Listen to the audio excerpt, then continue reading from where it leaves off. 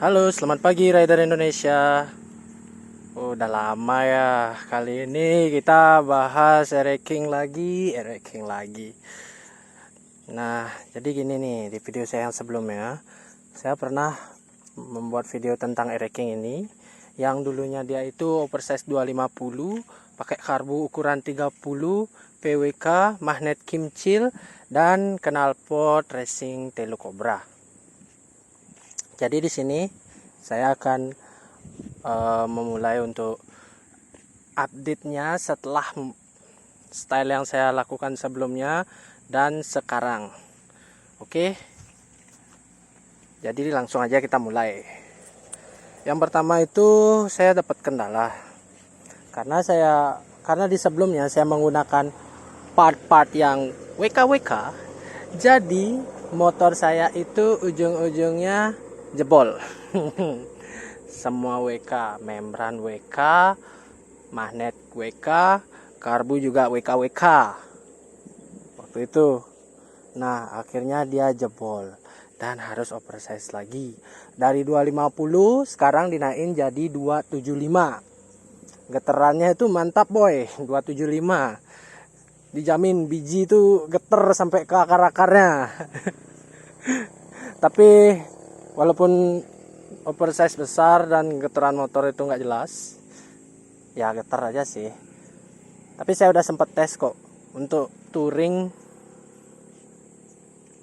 Selalu saya pakai touring, saya coba tes, saya coba ngelimit-limitkan motor, saya coba berkendara tidak manusiawi dengan tidak berperi kemotoran.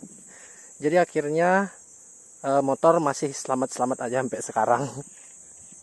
Untungnya udah enak. Karena yang sekarang saya update itu pertama dari karbu, saya pakai karbu standar punyanya ereking tahun 2000 ke atas. Kalau punya saya kan tahun 2005, tahun 1995. Tapi saya menggunakan karbu ori Mikuni Corp. Di sini bisa dilihat punya king tahun 2000 ke atas. Terus di sini juga saya udah ubah untuk magnetnya, saya pakai magnet standar lagi. Dan kemarin itu yang untuk monipol KW sama membran KW saya udah pakai monipol ori.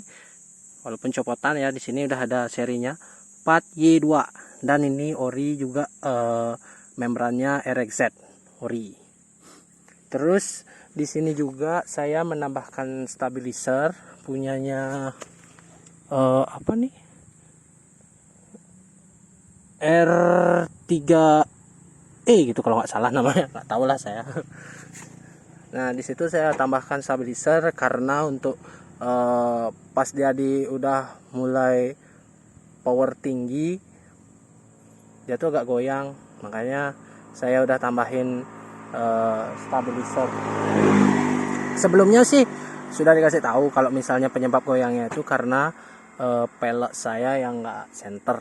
Jadi di sini juga saya udah ganti peleknya pakai pelek Rossi itu depan belakang. Biar dia tuh nggak goyang. Tapi tetap saya pasangin stabilizer juga biar lebih aman. Takutnya makin goyang pas di top speed tinggi mental saya. Ya mudah-mudahan sih enggak sih, sebelum-sebelumnya saya udah coba. Nah untuk persok bekaran duniawi saya juga udah ganti pakai sok tabung merek Ride It yang ukuran 33 nih ya. Nah kemarin itu saya sempat juga kendala gara-gara peleng belakang terlalu besar. Jadi dia itu nyentuh, karena dia terlalu lebar, jadi dia tuh nyentuh spakbor dan akhirnya damage seperti ini. Tapi sekarang sih udah nggak apa-apa. Ini bekas-bekas yang dulu nih masih saya pakai pas saya masih riset pakai pelang sebelumnya. Oh ya, pelang sebelumnya saya pakai cem, tapi itu diameter belakangnya itu gede banget. Jadi saya ganti aja langsung depan belakang karena yang depan juga yang sebelumnya udah nggak center, dan yang belakang terlalu besar. Jadinya saya pakai saya beliin aja langsung yang baru gitu. Oke, sisanya sih masih sama aja.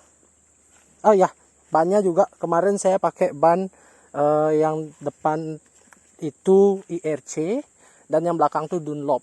Tapi bannya itu ban yang udah lama, jadi dia pecah-pecah.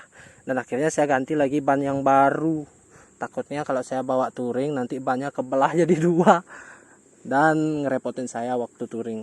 Soalnya saya suka touring, kalau nggak touring San Mori lucu lah. Maaf ya sebelumnya kalau misalnya cakramnya, piringan cakramnya masih saya pakai yang lama. Biar ada histori.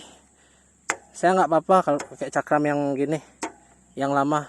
Tapi cakram lama ini dah yang bawa saya San Mori dan motornya masih kuat. Oh mau bikin nama sudah tongkar selama saya San Mori atau touring belum sampai parah lah. Paling parah-parah tuh dulu lidah membran tuh gini pecah. Karena di membran tuh nggak dipasang besi untuk nahan lidah membran, jadi akhirnya pecah. Tapi sekarang saya karena udah ganti